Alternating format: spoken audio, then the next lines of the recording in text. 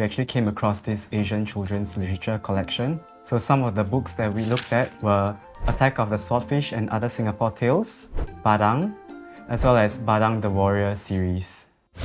Hi, I'm Shabir and this is the Library Report, a series where we explore fascinating stories, places and events within our libraries and beyond. In this episode, I get an exclusive sneak peek at the National Library Board's participation in this year's edition of the Singapore Night Festival.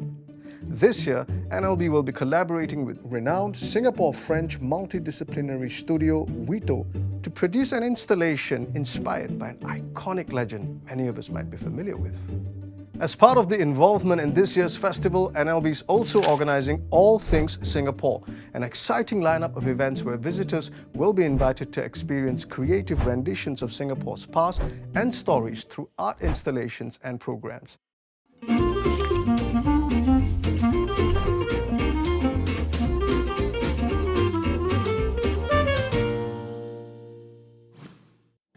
The story of the Singapore stone. The legend begins with Badang, a young man whose fish traps were frequently raided by a demon thief. One day, Badang courageously confronted and defeated the demon. The demon granted Badang a wish, and he wished to become the strongest man in the world. News of Badang's extraordinary strength reached the Raja of Singapura, who invited him to the palace for a contest.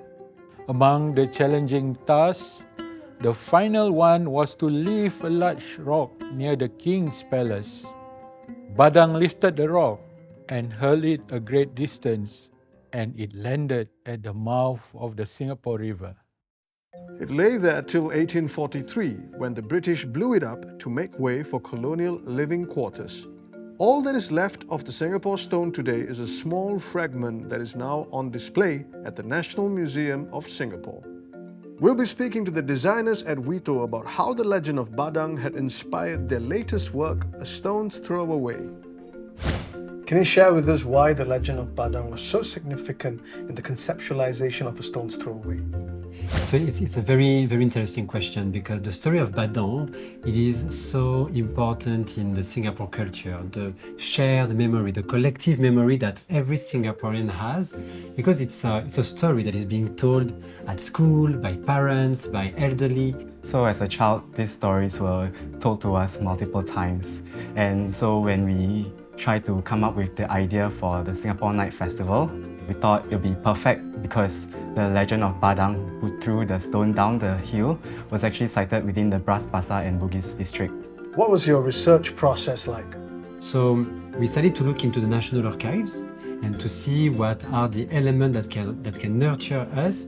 And from the National Archives, then we went to the National Library.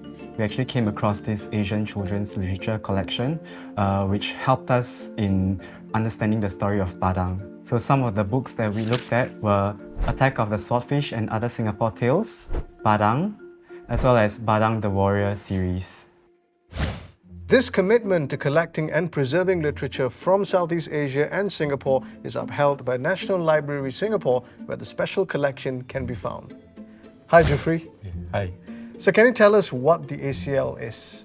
The Asian Children's Literature Collection, or the ACL, is a collection that features mainly historical fiction, including folklores, fairy tales, and historical fiction set in Asia.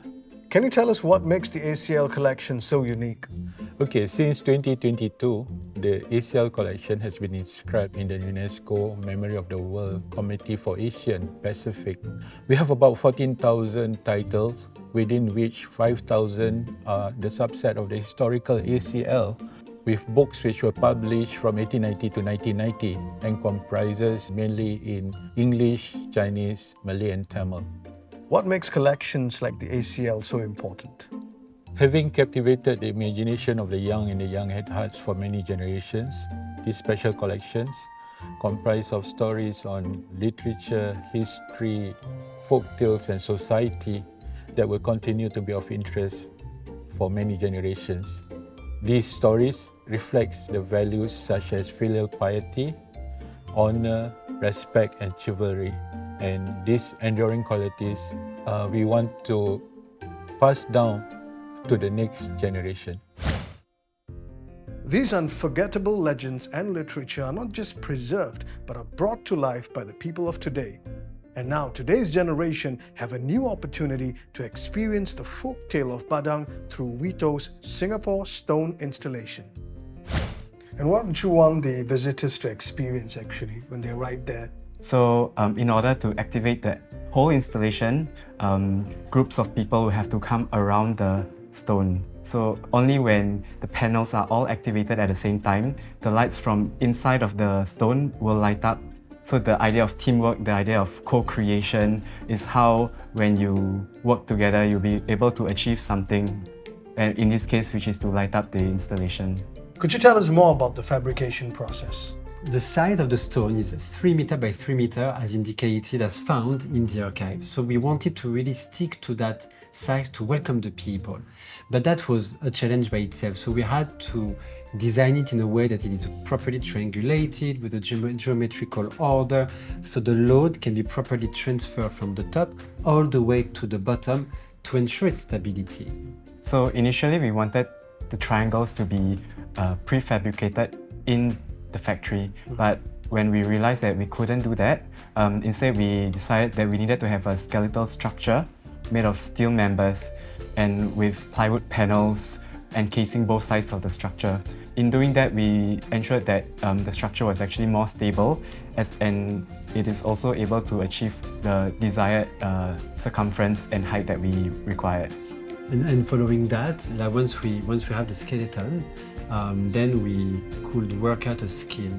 Right. So from conceptualization from a prefab system all the way to what people will see, there is a bit of magic happening behind, and that we worked out together with the fabricator with having this skeleton covered with a skin made out of light.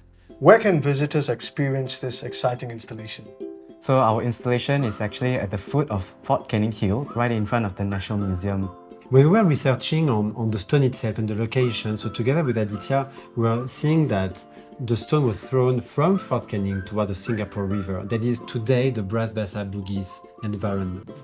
And so the fragment of the stone as it got destroyed, let's say, represent all of these communities around the Bras Basah Bugis area, and that we are now recombining together.